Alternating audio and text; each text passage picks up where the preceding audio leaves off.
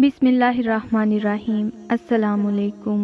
Muzammil voice official में खुश आमदीद। मोहब्बत की खुशबू रूह में उतर जाए तो ज़िंदगी जन्नत सी बन जाती है।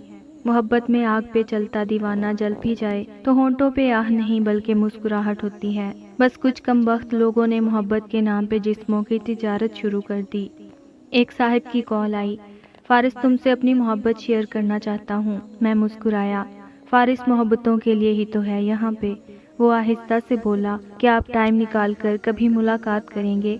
मुख्तसर ये मुलाकात का वक्त तय हो गया। वो सामने बैठा था। आहिस्ता से बोला, 12 साल पहले हमारी मुलाकात हुई। सोनिया बहुत खूबसूरत थी, दुबई से पढ़ाई करके आई थी, कानून पढ़कर आई थी, कज़न थी मेरी। दूसरी जानिब मैं, ना कोई जॉब, ना कोई फ्यूचर, ना अमीरी, ना उसके जैसा खूबसूरत, लेकिन मैं उससे मोहब्बत करता था। सच ये भी है कि वो भी मुझसे मोहब्बत करती थी, लेकिन हमारी मोहब्बत में एक दीवार थी, और वो दीवार थी हमारे स्टेटस की, जो मैं चाहकर भी नहीं मिटा पा रहा था। अम्मी को मजबूर किया सोनिया के घर रिश्ते के लिए, लेकिन जवाब में ताने और बेइज्जती। फूफो लोग कभी भी सोनिया का नाम मेरे नाम के साथ नहीं लिखना चाहते थे। अम्मी अब्बू ने मुझे बहुत बुरा भला कहा और कहा कि उसे भूल जाओ, वो उस घर में नहीं रह सकती। मैंने चिल्लाकर पूछा, अम्मी क्यों नहीं रह सकती? अम्मी खामोश हो गई। बाबा बोले, वो जिस कमरे में सोती है उसमें बड़े बड़े 2 एसी लगे हुए हैं, उनके घर में नौकर चाकर हैं, जिस गाड़ी में वो घूमती है उस गाड़ी की कीमत तुम्हारे घर से ज़्यादा है, और तो और उसकी पालतू बिल्ली का माहाना खर्चा हमारे घर के 1 महीने के खर्च से दुगना ज़्यादा है। बात करता है सोनिया से शादी करनी है। मैं खामोश हो गया। बाबा आहिस्ता से बोले, पैसे का ज़माना है, दौलत का माँ, फिर चाहे मुल्क के वज़ीर की बेटी को अपनी दुल्हन बना लेना। मैं खामोश हो गया। दौलत कमाना सिर्फ फिल्मों में झटपट होता है, हकीकत में पुलिस रात सा सफ़र होता है, गुर्बत से निकलकर महलों तक जाना। मैं सोनिया के दिल का हाल जानना चाहता था। सोनिया के घर गया, वो गार्डन में बैठी थी। मैंने सलाम किया, सोनिया मुझे तुमसे ज़रूरी बात करनी है। सोनिया मुस्कुराई, पहले बैठो तो सही पागल, फिर बात भी कर लेंगे। मुझे पास बिठाया। हाय उसके वो लंबे बाल, उसकी मोहब्बत भरी पलकें। मैं सर झुकाकर बोला, सोनिया मुझे तुमसे शादी करनी है। सोनिया आहिस्ता से बोली, लेकिन कोई मानेगा ही नहीं, फिर क्या करोगे? मैं सोनिया की आंखों में देखकर बोला, सोनिया क्या तुम मुझसे सिर्फ इसलिए बिछड़ जाओगी कि मैं गरीब हूँ? सोनिया ने मेरा हाथ थामा। नहीं शाकिर, मैं कभी भी तुमसे नहीं जुदा होना चाहती। तुम बहुत अच्छे हो, इज्जत करने वाले, ख्याल रखने वाले, मोहब्बत करने वाले। बहुत किस्मत वालों को तुम सा हम सफ़र मिलता है। मैं भी तुमको खोना नहीं चाहती, लेकिन कोई रास्ता भी तो नज़र नहीं आ रहा। मेरे बाबा, भाई, कोई भी नहीं मानेगा। मैंने सोनिया का हाथ मजबूती से पकड़ा। सोनिया क्या मेरे साथ कदम से कदम मिलाकर चल सकती हो? सोनिया ने मोहब्बत भरे अंदाज में हाँ में सर हिलाया। मैं हल्का सा मुस्कुराया, फिर आखिरी सी कोशिश कर लूँ एक बार आपके पापा से बात करने की। मैं बाइक पे जा रहा था, मेरी बाइक खराब हो गई। सिग्नल पे खड़े थे, इतने में सोनिया के पापा BMW कार में बैठे, मेरे बराबर कार खड़ी कर दी, मेरी तरफ देखने लगे। मैं बाइक को बार बार स्टार्ट करने की कोशिश कर रहा था। इतने में सिग्नल खुल गया। पीछे से एक कार वाले ने मुझे गाली दी और बोला, अपनी फटपटी साइड पे कर। मैं अपनी औकात, अपना स्टेटस अच्छी तरह जानता था, लेकिन सोनिया को किसी भी हाल में खोना नहीं चाहता था। सोनिया के बाबा से मिलने उनके ऑफिस गया, लेकिन मेरी एक न सुनी और मुझे धक्के मार कर निकाल दिया गया। रात को बाबा ने मुझे बहुत डांटा, सोनिया का ख्याल अगर दिल से ना निकाला तो इस घर में तुम्हारे लिए कोई जगह नहीं। मैं खामोश हो गया। हर रास्ता बंद था। क्या करूं, कहाँ जाऊं? कोई रास्ता नहीं। सोनिया को फ़ोन किया, क्या मेरे बिना जी लोगी? सोनिया आहिस्ता से बोली, पागल, तुम्हारे बिना जी सकती तो अभी अभी पायलट लड़के के रिश्ते को इनकार ना करती।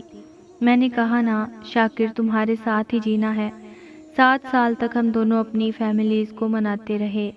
आखिर सोनिया की शादी ज़बरदस्ती करवा रहे थे किसी और के साथ। सोनिया ने मुझे कसम दी थी, अगर किसी और के साथ शादी हुई तो खुदकुशी कर लेगी। मैंने बहुत समझाया, पढ़ी लिखी हो, ऐसा ना करना, तुम बहुत समझदार हो। सोनिया रोते हुए बोली, समझदार हूँ इसलिए ज़बरदस्ती मुझे किसी के साथ बांध रहे हैं। जब कोई रास्ता नज़र न आया तो सोनिया को अपने साथ ले आया, कोर्ट मैरिज कर ली। शायद सबकी नज़रों में ये गलत हो, लेकिन आखिर एक ही ज़िंदगी है, किसने दोबारा आना है इस दुनिया में? फिर भला एक इंसान की चाहत और वो भी बिछड़ जाए। ہماری شادی ہو گئی۔ میری ماما بابا نے مجھے دروازے پہ روک لیا اور گھر سے نکال دیا۔ مشکلات کا سفر شروع ہوا۔ لاہور چلا آیا، کرائے کا گھر لیا جس کی حالت کافی خراب تھی۔ اس میں نہ اے سی تھا، نہ کوئی پرسکون بستر۔ میں سونیا کی جانب دیکھ رہا تھا، اداس تھی۔ مجھے محسوس ہوا میں نے بہت غلط کر دیا، محبت کی خاطر اس بیچاری سے سب سکون چھین لیے۔ لیکن سونیا میرے ساتھ خوش تھی، بہت خوش۔ اس نے مجھے حوصلہ دیا، میرا ہاتھ تھاما، میرے ماتھے پہ بوسہ کیا اور پیار سے بولی، میری جان اب ہم ایک ہیں، ہمارے سکھ دکھ ایک ہیں۔ وقت گزرنے لگا، کبھی ایک گھر سے نکالے جاتے تو کبھی دوسرے سے۔ گھر کا کرایہ ٹائم پہ نہ دے سکتے تھے۔ سونیا ہر قدم میرے ساتھ رہی۔ ایک وقت ایسا آیا ہم دونوں نے 2 دن روٹی نہ کھائی۔ میں گھر آیا خالی ہاتھ۔ سونیا برگر پیزے کھانے والی آج 2 دن سے بھوکی تھی۔ میں بہت رویا تھا۔ سونیا کے پاؤں پکڑ لیے، سونیا یہ سب میری وجہ سے ہے نا۔ سونیا کی آنکھوں کے گرد سیاہ ہلکے تھے۔ وہ میرے ماتھے پہ بوسہ کر کے بولی، پاگل ایسا نہ کہا کرو، اللہ ہمارے ساتھ ہے نا، مشکل وقت بھی گزر ہی جائے گا۔ پھر ایک دن مجھے ایک نیوز چینل میں جاب مل گئی، میں بہت خوش تھا، سونیا کو بتایا۔ پھر حالات بدلنے لگے، میں ترقی کی سیڑھیاں چڑھنے لگا، اللہ پاک نے کرم کیا، اپنا گھر خرید لیا، کالونی میں شفٹ ہو گئے۔ پھر اللہ نے ایک بیٹا اور بیٹی عطا کیے۔ صرف 8 سال میں اتنی ترقی کر لی جتنی میں پچھلے 26 سال میں نہیں کر سکا تھا۔ سونیا کے چہرے پر خوشیاں تھیں۔ اب رفتہ رفتہ سب سے ملنا جلنا شروع ہوا۔ سونیا سارا دن بچوں کے ساتھ مصروف رہتی اور میں اپنی جاب پر، رات کو گھر آتا، سونیا سے محبت بھری باتیں، اس کی چھوٹی چھوٹی خوشیوں کا خیال رکھتا۔ لیکن سونیا کا رنگ پیلا پڑنے لگا تھا، وہ گزرتے دن کے ساتھ کمزور ہوتی جا رہی تھی۔ میرے پوچھنے پہ مسکرا دیتی۔ پھر ایک دن میں اسے ہسپتال لے گیا، ڈاکٹرز نے بتایا آپ کی بیوی کو لاسٹ سٹیج کینسر ہے۔ میں وہیں پر بے ہوش ہو کر گر گیا۔ سونیا باہر بیٹھی تھی بچوں کے ساتھ، میں سونیا کو کھونا نہیں چاہتا تھا، سونیا میری زندگی تھی۔ میں نے ہر ممکن کوشش کی، پاگلوں کی طرح شہر شہر گھوما۔ سونیا نے میرا ہاتھ تھاما، میرے ماتھے پہ بوسہ کیا، آہستہ سے بولی، پاگل بس کر دو نا، آپ کتنا تھکاؤ گے خود کو میرے لیے۔ میں سونیا کو سینے سے لگا کر کہتا، سونیا میں کب تھکا ہوں بھلا؟ اس نے میرے پاؤں کی طرف اشارہ کیا۔ بے دھیانی میں کب میرے پاؤں کو شیشے کے ٹکڑے سے کٹ لگ گیا، خیال ہی نہ تھا۔ میں اپنے سب درد بھول چکا تھا۔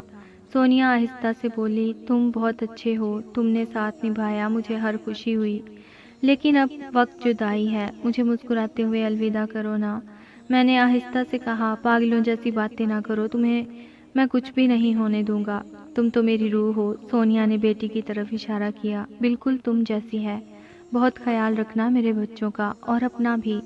سونیا نے میرا ہاتھ مضبوطی سے پکڑا ہوا تھا۔ میں روتے ہوئے بولا، جب بھی ہم پہ کوئی مشکل آتی تھی تم رات بھر نوافل ادا کرتی، اللہ کی عبادت کرتی، مشکل آسانی میں بدل جاتی۔ آج میں ساری رات اللہ سے تمہیں مانگوں گا۔ وہ ہلکا سا مسکرائی، نہیں پاگل، بس اپنا خیال رکھنا۔ پھر آنکھوں کے سامنے وہ ہمارا 12 سال کا سفر چند لمحوں میں گر گیا۔ اس نے آخری ہچکی لی اور مجھے چھوڑ گئی۔ میں چیخ چیخ کر رونے لگا، اسے قبر میں اتارا، دل چاہا ساتھ ہی دفن ہو جاؤں، وہ مجھ سے کیسے بچھڑ گئی۔ وہ اکثر کہا کرتی تھی، جب میں نہ رہی تو تم کو لگ پتہ جائے گا، اور اللہ کی قسم آج اس کے بنا ویران ہو چکا ہوں۔ زندہ تو ہوں بچوں کی وجہ سے، ورنہ کب کا مر گیا ہوتا۔ موت سے بھی زیادہ درد دیتا ہے اس کے بنا جینا، جس کو محبت سے سینے سے لگایا ہو۔ فارس بس اتنا کہنا چاہتا ہوں، ہر عورت میری سونیا سی ہو جائے، ہر حال میں ساتھ نبھانے والی، ہر درد میں ہمدرد بننے والی، اور مرد مجھ سا ہو جائے، خیال رکھنے والا، ساتھ نبھانے والا، عزت کرنے والا۔ اور ہاں، عورت کبھی بے وفا نہیں ہوتی، جو بے وفا ہوتی ہیں انہیں کبھی محبت ہی نہیں ہوتی، ورنہ عورت نبھانے پر آ جائے تو مجھ سے 3rd کلاس کو سینے لگا کر پوری دنیا سے لڑ جاتی ہے۔ چھوٹی سی زندگی ہے، ہر ہم سفر اگر ناراض ہے تو ایک دوسرے کو معاف کر کے ایک دوسرے کا محبت سے ہاتھ تھام لو، نہ جانے کس گلی میں زندگی کی شام ہو جائے۔